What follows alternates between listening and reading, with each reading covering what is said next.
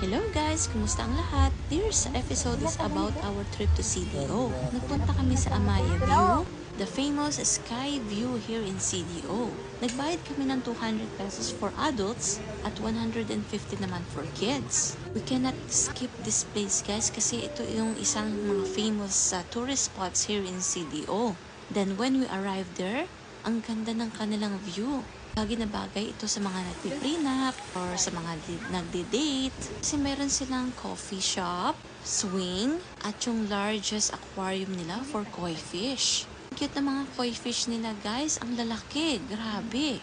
And then yung view of the CDO city. Makikita nyo dito guys, worth it talaga ang visit namin.